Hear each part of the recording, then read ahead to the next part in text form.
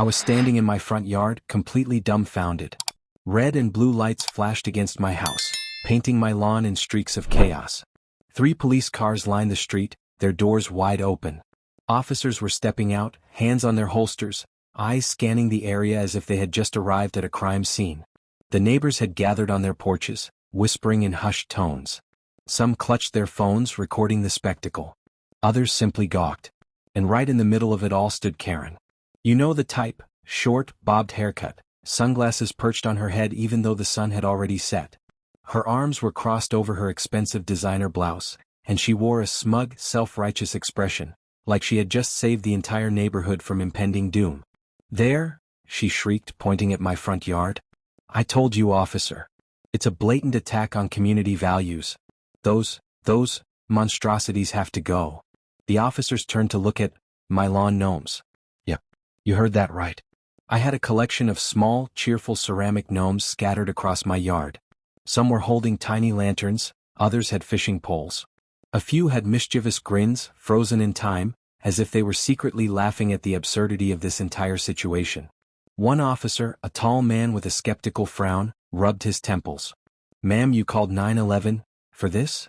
Karen gasped, clutching her chest like he had just insulted her entire bloodline. Of course. This is a serious matter. Those things are offensive. They lower property values. They make the whole neighborhood look like a circus. I finally found my voice. You called the cops over garden decorations? Karen spun around, glaring at me like I had just committed a federal crime. You don't understand. This is a respectable community. We have standards. And you're ruining it with your tacky little, she waved her hands in exaggerated disgust, ugly troll things. The officer sighed, pulling out a notepad. Sir, do you own these gnomes? I blinked. Yeah, they're mine. I bought them. With my own money. Karen stomped her foot. See? He admits it. That has to be against some kind of law, right? The officer gave her a blank look. Owning gnomes? No, ma'am. That's not illegal. Karen's face turned red. But, homeowners association rules clearly state that. Actually, I interrupted, crossing my arms, we don't have an HOA. That shut her up for a moment. A murmur rippled through the small crowd of neighbors. Some of them started chuckling. One old man even let out a wheezing laugh. Karen's eye twitched. She wasn't going to give up that easily. Well, she huffed, regaining her composure. If we did have an HOA, these would be against the rules. I bet there's still some kind of regulation. Some city ordinance. Some law that stops people from displaying this.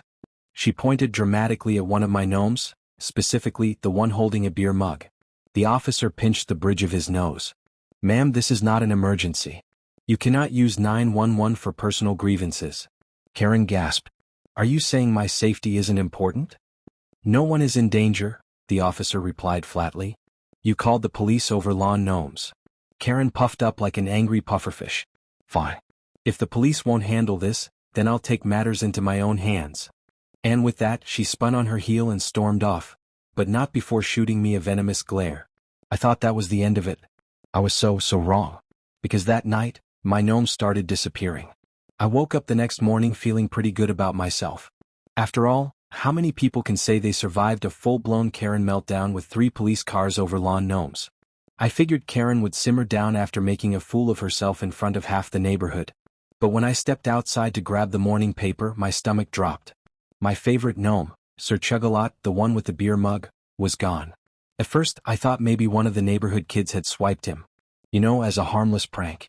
But as I scanned my yard, I realized something worse. 6 more gnomes were missing. I stood there, blinking in disbelief. Just yesterday, there had been over 20 cheerful little guys scattered across my lawn.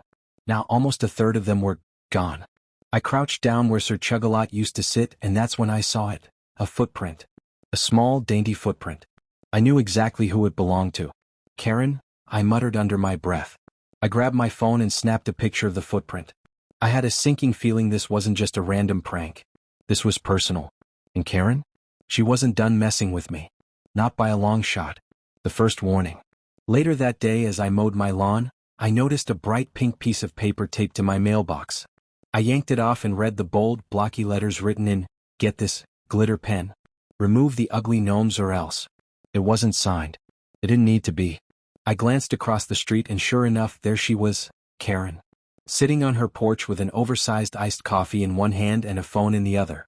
Her sunglasses reflected the sun, but I could feel her eyes burning holes through me. I raised the note and waved it at her. "Really?" I shouted. She didn't flinch. Instead, she smirked, raised her phone higher, and snapped a picture of me like I was some sort of criminal. Or was on. That night, I decided I wasn't going to be some helpless victim in Karen's weird anti-gnome crusade. I gathered the remaining gnomes and arranged them in battle formation. The ones holding swords and shovels lined the front, while Sir Giggles, my chubby, laughing gnome, stood proudly in the middle. And just in case Karen tried anything else, I installed a motion-activated security camera aimed directly at my yard. I wasn't about to lose another gnome without a fight. At around midnight, I was halfway through a bag of chips when my phone buzzed with an alert. Someone was in my yard. I pulled up the live camera feed and there she was, Karen. In a fluffy pink bathrobe and slippers, stealing my gnomes.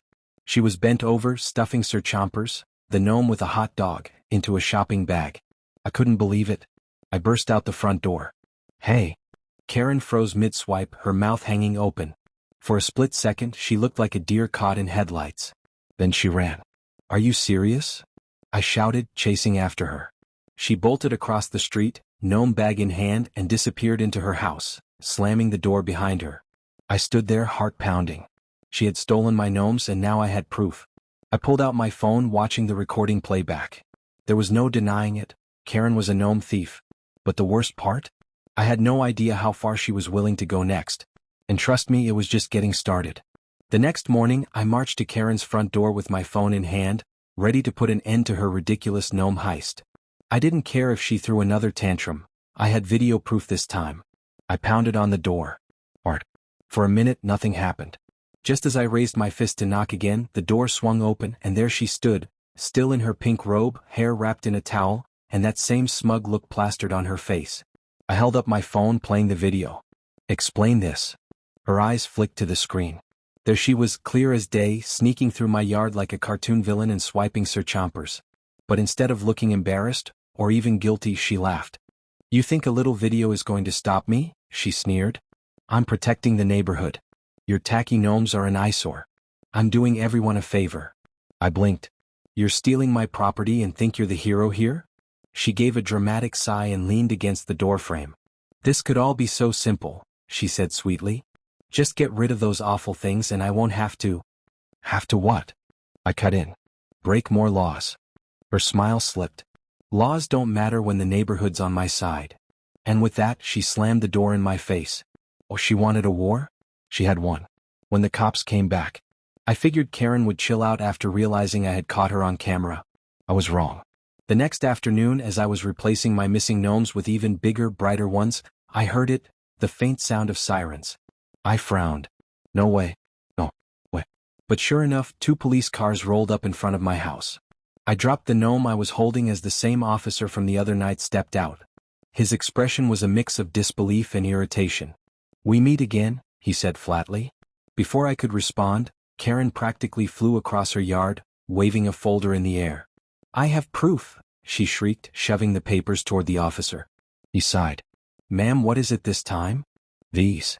She thrust the papers closer. "City ordinances. Noise complaints. Disturbance of peace." I snorted. "You're calling lawn gnomes a disturbance of peace?"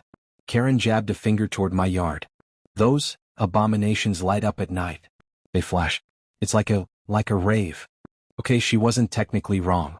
Some of my gnomes did have solar lights, but come on, they weren't that bright. The officer pinched the bridge of his nose. "Let me get this straight.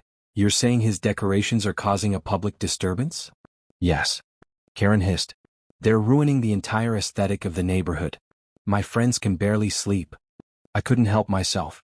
I laughed. "Your friends? You mean your book club with, 3 people who gossip about everyone else?" Karen gasped like I'd slapped her. "You take that back." The officer shook his head. "Ma'am, I'll review the ordinance, but as long as the gnomes aren't blocking public property or causing an actual safety hazard, there's not much we can do." Karen's face turned a lovely shade of rage purple. "You're useless," she snapped, spinning on her heel and stomping back to her house. The officer turned to me and lowered his voice. "Between you and me, I've dealt with a lot of complaints, but this lady? She's on another level. Tell me about it, I muttered. Can I file a report for theft? I have her on camera. He nodded. Send us the footage. We'll follow up. As the officers drove away, I thought maybe, just maybe, Karen would back off. But then, a few hours later, I got an email from the city. Karen had filed an official complaint against me. And things were about to get a whole lot worse. I sat at my kitchen table, staring at the email on my laptop in disbelief. Karen had actually filed an official complaint with the city. The subject line alone made my blood boil. Urgent. Community standards violation, excessive lawn decorations. I opened the attachment. She had listed every single gnome by description, down to Sir Chuggalot's beer mug, and claimed my excessive, garish displays were violating community harmony. I had to hand it to her. She was thorough. She even included blurry night photos of my glowing gnomes, as if they were some kind of alien invasion. But then, I spotted a mistake. Karen had cited a city code for excessive exterior lighting. The problem? It only applied to commercial properties. My lawn gnomes? Totally legal. I grinned. If Karen wanted to play dirty, I was about to beat her at her own game. Gathering my allies. I knew one thing: if I handled this alone, Karen would keep coming. So, I decided to rally the neighborhood. First stop? Mrs. Henderson's house. She was the sweetest elderly woman on the block, known for her epic lemon bars and zero tolerance for nonsense. I explained everything: Karen's complaints, the gnome theft, the police calls. By the end, Mrs. Henderson's hands were on her hips. That woman's been a pain for years, she huffed. I'm in. What do you need? I smiled. Back up. Within hours, I had a small army, the Gnome Defenders. Mr. Garcia, who ran a landscaping business, offered to help install more gnomes. The Parkers? They had an old Gnome Sweet Gnome sign they insisted I borrow. Even the teenage twins down the block volunteered to keep an eye on Karen's yard. And by sunset, my lawn wasn't just back to normal. It was a gnome kingdom. We added giant garden gnomes holding fake swords, a gnome tea party under the oak tree, and even Gnomezilla, a 4-foot-tall gnome that lit up and played music. It was glorious. Karen loses it, again. The next morning, I stepped outside to admire our handiwork, and that's when I heard it, Karen screaming. This is war, she shrieked from her porch. Her face was bright red, her fists clenched so tightly I thought she might explode. I waved cheerfully. Morning, Karen. She stormed across the street. You think you're funny? She snapped, jabbing a manicured finger at Gnomezilla, who was happily humming a cheerful tune. I think I'm festive, I shot back. Karen was shaking with rage. I'm reporting you, again. I have the city on speed dial. Oh, you mean the complaint you filed with the wrong ordinance? I held up a printed copy of her email, grinning. Nice try, Karen. My gnomes? Totally legal. For a split second, Karen's face twisted with confusion, but it didn't take long before rage took over. You think you've won? She spat. I'm not finished with you yet. And with that, she spun around and stomped back to her house. I should have felt relieved, but instead I felt a chill run down my spine. Because if I knew anything about Karen, it was this: she was about to take things to a whole new level. I woke up the next morning feeling pretty smug. My lawn looked like a gnome paradise, and despite Karen's threats, the city hadn't said a word. Legally, I was in the clear. I thought I had won. I was wrong. When I opened my front door to grab the mail, my jaw nearly hit the floor. My gnomes were gone. Every single one. I stumbled into the yard, blinking like I was still asleep. Yesterday, my lawn had been a festival of gnome glory: Sir Chuggalot, Gnomezilla, the gnome tea party. Now it was empty. Well, almost empty. Right in the middle of the grass was a note, scrawled in red marker. Gnomes belong in the trash. I didn't need a detective to figure out who did it. Karen. I marched across the street, heart pounding in my chest. I wasn't about to let her get away with this. I pounded on her door so hard I thought it might come off the hinges. Seconds later, Karen yanked it open, a fake smile plastered on her face. Can I help you? You know exactly why I'm here, I snapped. Where are my gnomes? She gasped, pressing a hand to her chest. Gnomes? What gnomes? Are you accusing me of theft? I held up the note. Don't play innocent. You stole my gnomes. Her smile twisted into a smirk. Prove it. I gritted my teeth. Fine. I will. And I wasn't bluffing. I had a plan. I spent the rest of the day installing hidden security cameras around my yard. This time with night vision and motion alerts. If Karen wanted to strike again, I'd have evidence. And to lure her out? I brought out my secret weapon, the mega gnome. This thing was 5 feet tall, wearing sunglasses and holding a sign that read,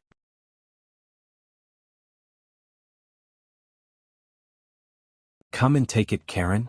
Yeah, I was done playing nice. That night I barely slept. Every sound had me grabbing my phone to check the camera feed. Hours ticked by. Nothing. No. 2:14 a.m. The motion alert buzzed. My heart pounded as I pulled up the feed. There she was. Karen, dressed in black, creeping across my lawn like a cartoon villain. She had a trash bag and was already halfway to the mega gnome. I hit record and bolted out the door. "Caught you," I shouted. Karen froze, eyes wide. For a second we just stared at each other. Then she ran. But she didn't get far. I had already called the cops. The police showed up within minutes.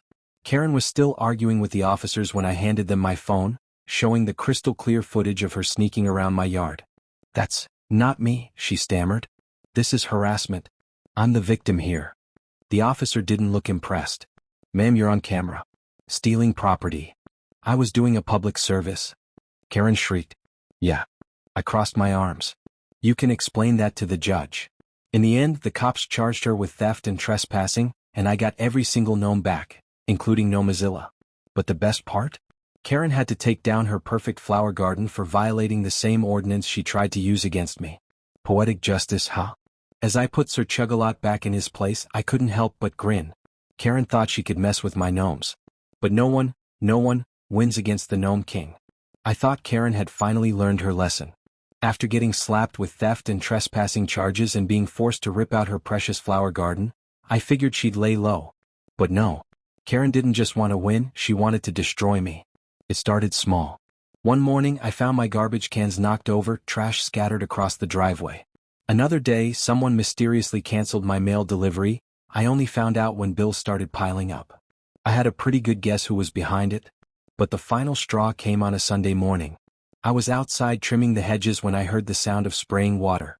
I turned the corner and froze. Karen was in my yard with a pressure washer, blasting my gnomes. "What the?" I shouted, dropping my clippers. Karen didn't flinch. She just kept going, the stream of water knocking over Sir Chompers and blasting the paint off Gnomezilla. I stormed over, rage boiling inside me. "Are you insane?" She smirked like I was the crazy one. "I'm cleaning up this eyesore before it drops property values." "Lady, you're committing vandalism on camera. Again." I held up my phone, already recording. For a split second I thought she might stop. But instead she laughed, a cold, bitter sound. "You think anyone cares? I know people in the city. One call and I'll bury you in violations." That's when I knew. This wasn't over. Not until one of us broke up EY the next day I had enough. I didn't just want to win, I wanted to make sure Karen never messed with me again. So I called my cousin Alex. He wasn't just family, he was a real estate lawyer who loved nothing more than destroying HOA Karens. When I explained the situation, he laughed. "She messed with your gnomes? She's about to regret that." Within a day, Alex dug up gold. Apparently, Karen's picture-perfect lawn wasn't so perfect after all. She had violated a dozen city codes, from illegal sprinkler systems to unapproved renovations on her porch. And the best part? She was renting her house illegally while claiming to be a homeowner. "Oh, she's cooked," Alex said, sending me the paperwork. "Let's have some fun." A week later, Karen found a certified letter on her doorstep, courtesy of Alex. Inside was a detailed report outlining every violation she'd committed, with a warning that if she didn't correct it all, we'd file an official complaint with the city. And because I'm petty, I taped a note to the envelope. "Mess with the gnomes, face the consequences." I wish I could have seen her face when she read it. For 2 days her house was silent. No glares. No trash tipping. Just Karen, probably realizing her little reign of terror was over. But then, on the 3rd day, it happened. I was sitting on my porch enjoying my coffee when a moving truck pulled up to her house. Karen was leaving. She stomped out of the house, red-faced and furious, while movers loaded boxes into the truck. I couldn't help myself. I gave her a cheerful wave. "You moving, Karen?" I called. Her face twisted with rage. "Enjoy your stupid gnomes while you can," she hissed. "This isn't over." But we both knew it was. As the truck rolled away, I turned back to my yard. The Gnome Kingdom stood tall, and the neighborhood was finally Karen-free. And as for me, I placed one last gnome at the edge of my yard, a little guy holding a sign that read, "Bye, Karen." For a blissful month, life was peaceful. With Karen gone, the neighborhood felt lighter, like we had been freed from an evil curse. I'd sip my morning coffee while admiring my gnome kingdom, now bigger and better than ever. Kids would stop by to giggle at Sir Chug-a-Lot and take pictures with Gnomezilla. But deep down, something gnawed at me. Karen's last words haunted me. This isn't over. And it wasn't. Because one day I spotted her car. It was a Wednesday afternoon. I was hauling groceries into the house when I saw a sleek black SUV parked down the street. At first I brushed it off, new neighbors maybe? But then, I saw her. Karen. She was sitting behind the wheel, wearing oversized sunglasses like she was on some secret mission. But I knew that stiff posture anywhere. It was her. I grabbed my phone and zoomed in, snapping a picture. She was stalking me, I wanted proof. And the next day? The SUV was back, closer this time. Karen's secret plan. I knew I couldn't let this slide. So, I did what any rational person would do. I called Mrs. Henderson. If anyone could sniff out a scheme, it was her. Within 20 minutes, she was on my porch, binoculars in hand. "Let's see what that witch is up to," she said, settling into a lawn chair like we were on a stakeout. For 2 hours we watched. And just when I thought she might leave, Karen made her move. She slipped out of her SUV holding a clipboard. She started knocking on doors, not mine but every other house on the block. "She's gathering signatures," Mrs. Henderson whispered. "I bet she's trying to get the city involved again." I clenched my fist. Not on my watch. A battle of petitions. By the end of the day I had my answer. Karen was back and she had a plan. She was circulating a petition to have my gnomes declared a public nuisance, claiming they were an eyesore, a hazard to property values, and my favorite, a threat to community decency. I laughed out loud at that last one. Community decency? From the woman who stole my gnomes? But this time I was ready. I printed my own petition. Save the Gnome Kingdom, protect lawn freedom. Armed with a clipboard and the backing of the entire Gnome Defender squad, I knocked on every door Karen missed. Turns out, most of the neighborhood was still furious about her constant complaints. Not only did people sign my petition, they added gnomes to their own lawns in solidarity. By the end of the week, Karen had 32 signatures. I had 86. Victory? Not yet. Karen had one last trick up her sleeve. Karen's big mistake. Just when I thought things couldn't get crazier, I woke up to find a city inspector standing in my yard. "Complaint about unpermitted structures," he said, pointing to Gnomezilla. Karen had officially reported me. For a moment my stomach sank. Had she finally found a loophole? But as the inspector walked through my yard he started laughing. "These gnomes are fine," he said, shaking his head. "Honestly, they're hilarious. Whoever complained is wasting our time." I couldn't help but grin. "Would you mind putting that in writing?" By the end of the day I had official city approval, signed, stamped, and laminated. My gnomes? 100% legal. And Karen? Well, when she saw the official notice taped to my mailbox, she snapped. From across the street she screamed, "This isn't over." But we both knew, it already was. I thought the city approval would shut Karen down for good. I mean, how do you argue with an official document that says, in no uncertain terms, that my gnomes are 100% legal? But Karen? She wasn't done. If anything, it seemed to push her over the edge. It started with little things. My sprinklers mysteriously stopped working one morning. Then my Wi-Fi cut out, twice in 1 week. At first I thought it was bad luck. But then, one night, things got personal. At 3 a.m., my phone buzzed with a motion alert from my security cameras. My heart pounded as I opened the app. The footage showed a shadowy figure creeping through my yard, right up to Mega Gnome. And just like that, the screen went black. She had cut the power to my cameras. I bolted outside, flashlight in hand, heart hammering in my chest. But by the time I reached the lawn, the only thing left was an empty space where Mega Gnome had stood. Karen had stolen him. Again. And this time, I wasn't about to let her get away with it. The next morning I did some investigating. I checked the footprints in the soft grass and followed them straight across the street, to Karen's backyard. I peeked over the fence. And there, sitting like some kind of hostage, was Mega Gnome right next to her patio. My blood boiled. She was taunting me. I took a deep breath, pulled out my phone, and dialed a familiar number. "Hey Alex," I said. "It's time to play hardball." Within hours, Alex, my lawyer cousin, had filed theft charges with the local police. Since I already had footage of her trespassing before, this time they took it seriously. And when the officers knocked on Karen's door, oh, you better believe I was watching. At first she denied everything. But when they mentioned the camera footage and footprint evidence, her face turned as pale as her perfectly trimmed hydrangeas. They gave her two choices. 1. Return Mega Gnome immediately and pay for the damages. 2. Face criminal charges for theft and trespassing. Guess which one she picked? Minutes later, Mega Gnome was back in my yard, freshly scrubbed but still looking fabulous. And just for fun, I added a new sign to his hands. Stolen but never broken. Long live the Gnome King. I figured that was the end of it.